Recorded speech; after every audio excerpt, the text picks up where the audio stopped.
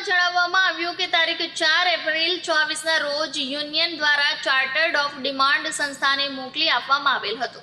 આ demand notice બાદ company અને યુનિયન વચ્ચે યુનિયનના જનરલ સેક્રેટરી, CITUના રાષ્ટ્રીય ઉપપ્રમુખ અને યુનિયનના પ્રતિનિધિઓ સાથે 4 જેટલી બેઠકો યોજવામાં આવેલ અને 4 બેઠકના અંતે કોઈ વ્યાજબી, ન્યાયી, સંગત અને સન્માનજનક વેતન વધારાની ઓફર કંપની સંસ્થા દ્વારા આપવામાં આવેલ ન હતી. યુનિયનને સતત હકારાત્મક વલણ અપનાવી વેતન કરાર, વાટાઘાટો અને વાતચીતથી થાય તે માટે પ્રયત્નો ચાલુ રાખેલ.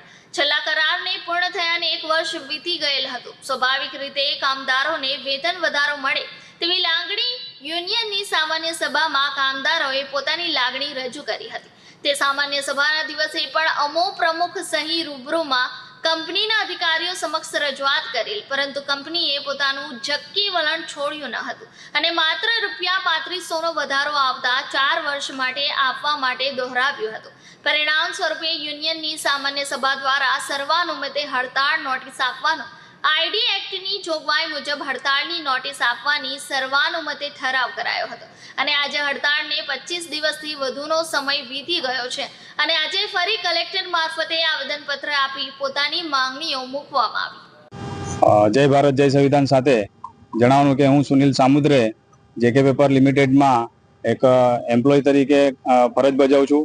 સાથે સાથે CPM એમ્પ્લોઈઝ યુનિયનમાં હોદ્દેદાર છું અને હોદ્દેદારના રૂએ અમારે તમામ જે હોદ્દેદાર કે પછી અમારી જે યુનિયન છે એના માધ્યમથી શાસન અને પ્રશાસનને જણાવવા માંગુ છું કે ગત 31 માર્ચ 2024ના રોજ અમારે જે લાંબા ગાળાના જે સેટલમેન્ટ હોય છે, લાંબા ગાળાના સેટલમેન્ટમાં ઘણી બધી માંગણીઓ હોય છે.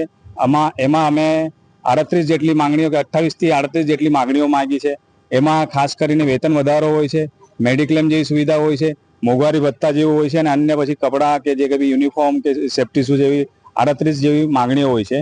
એમાં પહેલી માંગણી વેજ એન્ડ સેલેરી ઇન્ક્રીઝની હોય છે, પણ એમાં બી મેનેજમેન્ટનું જિદ્દી વલણના માધ્યમથી અમારે છેલ્લા 1 વર્ષથી બહુ વિનમ્રતા ભાવે ચર્ચા ચાલતી હતી.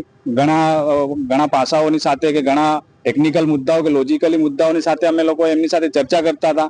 તો છતાં મેનેજમેન્ટે અમારી એક પણ વાતને ન સાંભળતા તેઓના માધ્યમથી અમને કોલ કરવામાં આવ્યો કે ભાઈ અમે આટલા જ ₹3500 જેટલા જ આપી શકીએ, એનાથી વધારે અમે આપી શકીએ નહીં અને એનાથી વધારે તમને જોઈતા હોય તો તમે જે કંઈ બી તમારે સ્ટેપ લેવી હોય, હડતાલ જેવી ચીમકી લેવી હોય તો તમે લઈ શકો છો, એવું મેનેજમેન્ટનું કોલ હતો.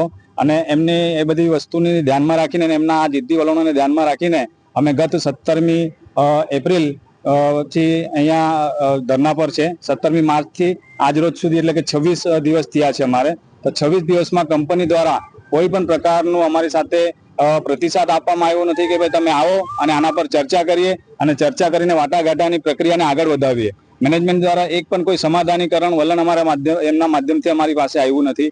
તો અમે શાસન અને પ્રશાસનના માધ્યમથી અને આપ સૌ બધા મીડિયાના માધ્યમથી અમે મેનેજમેન્ટને તાકીદ કરીએ છીએ કે વિનંતી કરીએ છીએ કે તમે આવનારા દિવસોમાં વહેલી તકે સમાધાનની પ્રક્રિયા હાથ ધરો અને એક શાંતિ અને સુલેહ શાંતિ આપણા વિસ્તારમાં જળવાઈ રહે તે બાબતને ધ્યાનમાં રાખીને કોઈ સારો નિર્ણય, સારું પ્રપોઝલ યુનિયનને આપે, જેથી કરીને યુનિયન એના પર વિચાર કરીને આ જે 800 જેટલા કામદારો હડતાલ પર ઊભા છે કે એમના પરિવાર સાથે બધા એમાં ઇફેક્ટેડ છે, બધાને એનો અસર થઈ છે. તો એ અસરને વહેલી તકે કંઈક ને કંઈક સારો પરિણામ આવે એવી અમે અપેક્ષા રાખીએ છીએ અને આપ સૌના માધ્યમથી શાસન અને પ્રશાસનને જણાવવા માંગીએ છીએ. આજરોજ અમે આવેદનપત્રના માધ્યમથી કલેક્ટર સાહેબને પણ જાણ કરી છે આ બાબતે.